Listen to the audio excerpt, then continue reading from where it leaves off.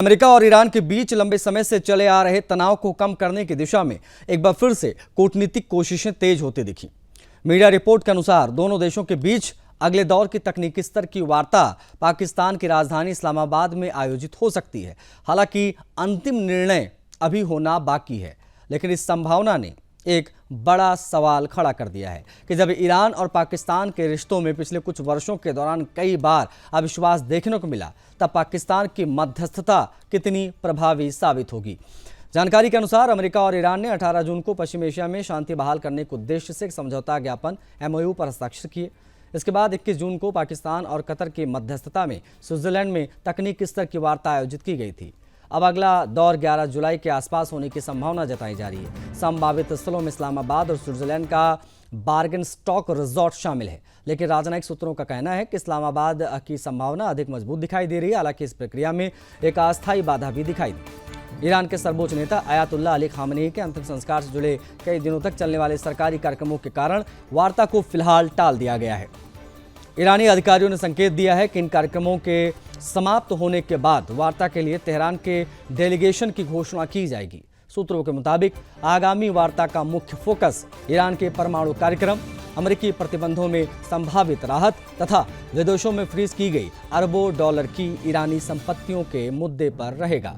इस्लामाबाद समझौता ज्ञापन के तहत दोनों पक्षों को व्यापक समझौते तक पहुंचाने के लिए 60 दिनों का समय दिया गया है। हाल ही में हुई अप्रत्यक्ष बातचीत को अमेरिकी राष्ट्रपति ट्रंप ने बेहद सकारात्मक बताया था, जबकि ईरानी अधिकारियों ने संकेत दिए थे कि फ्रीज की गई संपत्तियों को जारी करने पर प्रारंभिक सहमति बनी है। लेकिन इन घटनाक्रमों के बीच में पाकिस्तान की भूमिका को लेकर भी सवाल कम नहीं है। पिछले कुछ वर्षों में ईरान और पाकिस्तान के संबंध कई बार तनावपूर्ण रहे हैं। जनवरी 2024 में दोनों देशों ने एक दूसरे की सीमा के भीतर आतंकवादी ठिकानों पर मिसाइल और ड्रोन हमले किए थे। हालांकि बाद में दोनों देशों ने बातचीत के जरिए हालात सामान्य किए, लेकिन इस घटनाक्रम ने दोनों देशों के बीच विश्वास की कमी को उजागर कर दिया था। यही वजह है कि विशेषज्ञों का मानना है कि पाकिस्तान की भूमिका केवल एक मेजबान या सुविधा प्रदाता फैसिलिटेटर तक सीमित रह सकती है। वास्तविक मध्यस्थता में कतर की भूमिका कहीं अधिक अहम मानी जा रही है, क्योंकि पिछले कई वर्षों से कतर अमेरिका और ईरान के बीच संवाद का विश्वसनीय माध्यम बना है। पाकिस्तान इस प्रक्रिया में भौगोलिक सुविधा, सुरक्षा व्यवस्था, कूटनीतिक मंच उपलब्ध कराने का काम कर सकता है, लेकिन अंतिम फैसला दोनों देशों के राजनयिक ही लेंगे। राजनयिक विश्लेषकों का कहना है कि ईरान पाकिस्तान पर पूरी तरीके से अविश्वास नहीं करता, बल्कि दोनों देशों के रिश्ते सहयोग और सतर्कता के बीच संतुलित हैं। सीमा सुरक्षा, आतंकवाद और क्षेत्रीय राजनीति जैसे मुद्दों पर मतभेद होने के बावजूद दोनों देश आर्थिक, ऊर्जा और क्षेत्रीय स्थिरता के मामलों में सहयोग बनाए रखना चाहते हैं। यही कारण है कि यदि वार्ता इस्लामाबाद में होती है तो इसे पाकिस्तान की कूटनीतिक सफलता के रूप में देखा जाएगा, लेकिन इसका मतलब ये नहीं होगा कि ईरान ने पाकिस्तान पर पूर्ण रणनीतिक भरोसा कर लिया। दरअसल अमेरिका और ईरान के बीच किसी भी समझौते की सफलता इस बात पर निर्भर करेगी परमाणु कार्यक्रम, प्रतिबंधों में राहत और क्षेत्रीय सुधार जैसे जटिल जो मुद्दे हैं, दोनों पक्ष इसको किस प्रकार से देखते हैं। पाकिस्तान की भूमिका इस पूरी प्रक्रिया में संवाद का मंच उपलब्ध कराने और बातचीत को आगे बढ़ाने तक सीमित रही है और यही रहेगी भी। अब इसको लेकर पाकिस्तान तमाम दावे, तमाम बातें करता ज़रूर है, लेकिन ये सिनेरियो इस पूरी बातचीत के दौरान दिखाई दे रहा है। अब US ईरान की बातचीत का जो अगला दौर है वो किस प्रकार से आगे बढ़ेगा, वो देखने वाली बात होगी। इस्लामाबाद में फिर से कोई परमाणु वार्ता होगी, US ईरान बातचीत पाकिस्तान की ये कड़ी परीक्षा है, इस पर भी बात होगी।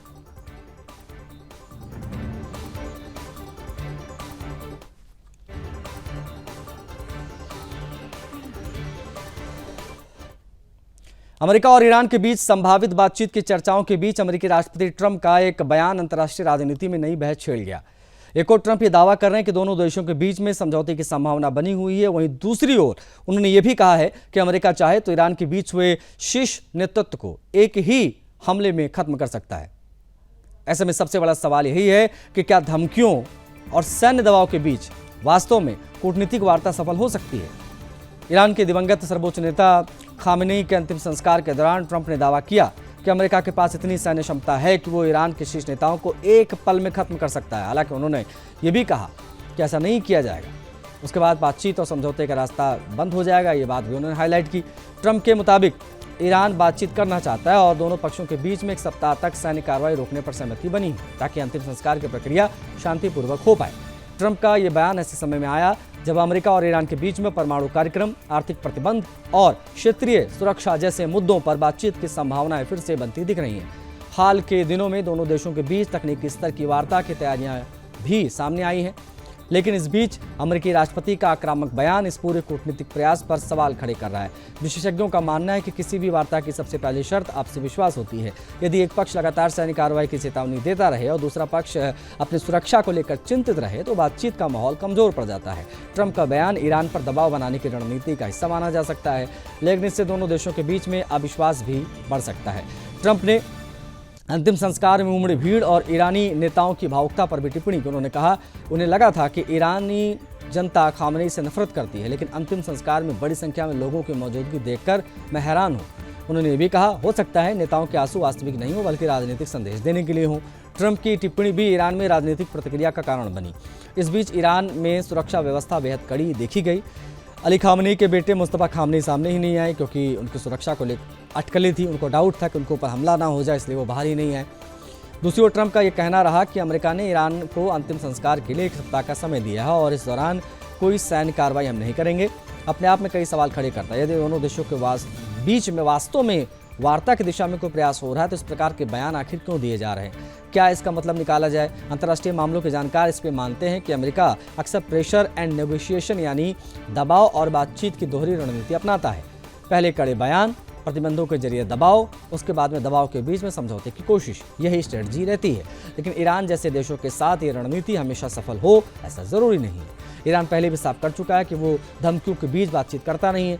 अब पूरी दुनिया की नज़र अंतिम संस्कार के बाद होने वाले घटनाक्रम पर टिकी है। यदि तकनीकी स्तर की वार्ता समय समय पर होती है तो ये संकेत होगा कि दोनों देश तनाव कम करने की दिशा में आगे बढ़ना चाहते हैं। लेकिन यदि ट्रंप जैसे बयान लगातार आते रहे उनके तरफ से तो बातचीत शुरू होने में पहले ही विश्वास का जो माहौल है वो कमज़ोर पड़ जाएगा और ना बातचीत होगी ना ही मिडिल ईस्ट का ये संग्राम समाप्त होगा। कुल मिला के अगर देखा जाए तो स्थितियां बिगड़ी हुई हैं। ट्रंप का बड़ा बयान जो है वो ईरान को खुली चेतावनी देने जैसा लग रहा है।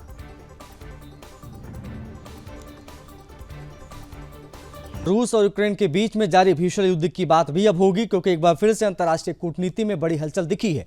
यूक्रेन के राष्ट्रपति जेलेंस्की ने अमेरिका के राष्ट्रपति ट्रंप से एक अहम फोन कॉल की है। दोनों देशों के बीच में चल रहे संघर्ष के दौरान उस संदर्भ में इस कॉल को बहुत महत्वपूर्ण माना जा रहा है। ये बातचीत अमेरिका के स्वतंत्रता दिवस यानी कि 4 जुलाई के मौके पर हुई और इसके बाद जेलेंस्की ने इसे बहुत अच्छी और सकारात्मक बातचीत बताया। इस संवाद ने एक बार फिर से संकेत दिया है कि वैश्विक स्तर पर इस युद्ध को समाप्त करने के लिए नए प्रयास तेज हो सकते हैं। हालांकि इसके परिणाम कितने ठोस होंगे ये आने वाला समय तय करेगा। बातचीत के बाद में जेलेंस्की ने स्पष्ट शब्दों में ये भी कहा कि रूस और यूक्रेन के बीच में 4 साल से अधिक समय से जारी इस युद्ध को समाप्त करने की वास्तविक संभावना मौजूद है, लेकिन इसके लिए सबसे महत्वपूर्ण भूमिका अमेरिका की होगी। उन्होंने कहा कि यदि अमेरिका मजबूत राजनीतिक इच्छा शक्ति दिखा दे और निर्णायक नेतृत्व के साथ आगे बढ़ जाए तो शांति की दिशा में कदम उठ जाएंगे।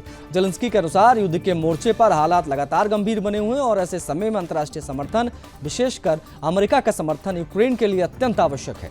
यूक्रेनी राष्ट्रपति ने यह भी जानकारी दी कि उनकी डोनाल्ड ट्रंप की इस बात पर सहमति बनी है कि आने वाले सप्ताह में तुर्की में होने वाला नाटो शिखर सम्मेलन के दौरान वे आमने सामने मुलाकात करेंगे। इस मुलाकात में युद्ध की मौजूदा स्थिति, भविष्य की रणनीति और संभावित शांति वार्ता को लेकर विस्तार से चर्चा किए जाने की संभावना है।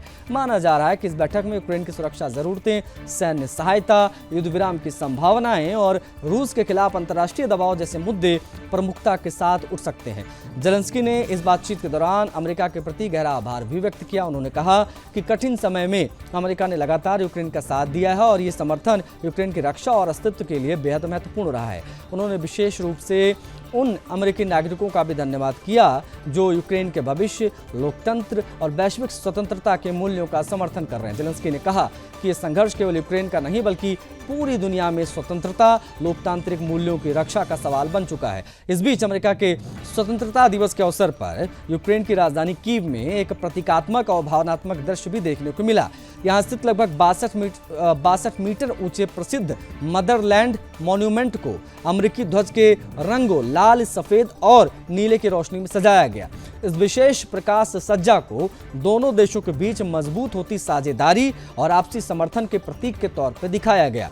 कीव प्रशासन के अनुसार ये संदेश था कि यूक्रेन इस कठिन समय में अमेरिका के साथ अपने संबंधों को सम्मान और सहयोग की दृष्टि से देखता है। दूसरी ओर इस बातचीत के बाद रूस की ओर से फिलहाल कोई आधिकारिक प्रतिक्रिया नहीं आई है। हालांकि अंतर्राष्ट्रीय विश्लेषक ये कह रहे हैं कि ये वार्ता आने वाले दिनों में रूस यूक्रेन युद्ध की दिशा में प्रभाव डाल सकता है। विशेषज्ञों के अनुसार यदि नाटो शिखर सम्मेलन में किसी प्रकार की ठोस कूटनीतिक पहल सामने आती है तो युद्ध को समाप्त करने की दिशा में एक महत्वपूर्ण कदम साबित हो सकता है। लेकिन इसके साथ ही ये भी माना जा रहा है कि स्थिति अब भी बेहद जटिल और संवेदनशील बनी हुई है। पिछले 4 वर्षों से अधिक का समय हो गया है ये यहाँ का जो वॉर है वो समाप्त होने का नाम नहीं ले रहा। लाखों लोग विस्थापित हो चुके हैं और बड़े पैमाने पर नुकसान दोनों देशों को हुआ है।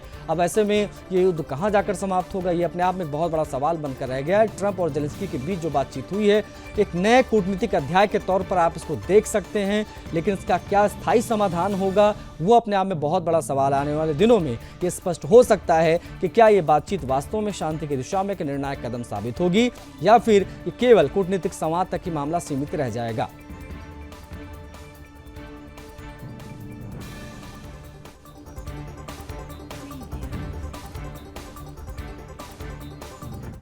ईरान और अमेरिका के बीच लंबे समय से तनाव और क्षेत्रीय अस्थिरता आप जान रहे हैं। पश्चिम एशिया में हालात फिलहाल अपेक्षाकृत शांत हैं। इसी बदले हुए भू राजनीतिक माहौल में भारत ने अपनी कूटनीतिक सक्रियता भी तेज कर दी है, क्योंकि विदेश मंत्री एस जयशंकर 5 जुलाई से यानी आज से 15 जुलाई तक 6 देशों के महत्वपूर्ण दौरे पर हैं मिडिल ईस्ट के।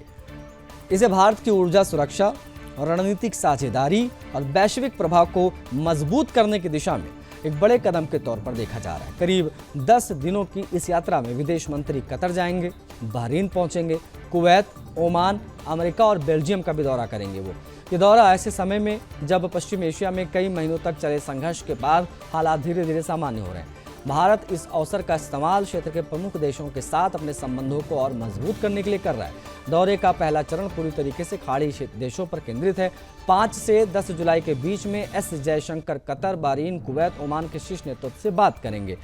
इन बैठकों का उद्देश्य भारत और खाड़ी देशों के बीच राजनीतिक, आर्थिक, ऊर्जा, निवेश, व्यापार और सुरक्षा सहयोग को नई गति देने जैसा है। भारत के लिए खाड़ी क्षेत्र केवल ऊर्जा का स्रोत नहीं है, बल्कि रणनीतिक और आर्थिक दृष्टि से भी बेहद महत्वपूर्ण है। लाखों भारतीय इन देशों में काम करते हैं और हर साल बड़ी मात्रा में विदेशी मुद्रा भारत भेजते हैं। इसके अलावा भारत अपनी कच्चे तेल और एलपीजी की जरूरतों का बड़ा हिस्सा इसी क्षेत्र से पूरा करता है। ऐसे में पश्चिम एशिया में स्थिरता और मजबूत साझेदारी भारत की प्राथमिकताओं में शामिल है। विदेश मंत्री के दौरे का दूसरा चरण अमेरिका होगा। 13 जुलाई को न्यूयॉर्क में एस जयशंकर संयुक्त राष्ट्र सुरक्षा परिषद यूएनएससी के 2028-29 कार्यकाल के लिए भारत के अभियान की औपचारिक शुरुआत करेंगे। ये भारत की वैश्विक भूमिका को मजबूत करने की दिशा में एक महत्वपूर्ण कदम माना जा रहा है। इस दौरान विभिन्न देशों की प्रतिनिधियों के साथ कई अहम द्विपक्षीय मुलाकातें भी प्रस्तावित हैं। दौरे के अंतिम चरण में 14 और 15 जुलाई को विदेश मंत्री बेल्जियम की राजधानी ब्रसेल्स पहुंचेंगे। भारतीय यूरोपीय संघ, व्यापार एवं प्रौद्योगिकी परिषद की ये बैठक होगी। ट्रेड एंड टेक्नोलॉजी काउंसिल की तीसरी बैठक होगी, उसमें शामिल होंगे। इस बैठक में व्यापार, तकनीक, डिजिटल सहयोग, आपूर्ति श्रृंखला, उभरती प्रौद्योगिकी पर व्यापक चर्चा होगी। इसके साथ ही यूरोपीय संघ और बेल्जियम के वरिष्ठ नेताओं से भी मुलाकात का कार्यक्रम है। विशेषज्ञों का मानना है कि पश्चिम एशिया में युद्ध की तीव्रता कम होने के बाद भारत ने बिना समय गंवाए अपनी कूटनीतिक सक्रियता बढ़ा दी है। उसका उद्देश्य केवल राजनीतिक संबंध मजबूत करना नहीं, बल्कि ऊर्जा आपूर्ति को सुरक्षित करना, निवेश आकर्षित करना और बदले वैश्विक समीकरणों में अपनी रणनीतिक स्थिति को और मजबूत बनाना है। ऊर्जा क्षेत्र के आंकड़े भी इस रणनीति की पुष्टि करते हैं। कमोडिटी एनालिटिक्स फर्म केपलर के अनुसार जून महीने में अमेरिका भारत के लिए एलपीजी का सबसे बड़ा आपूर्तिकर्ता रहा है।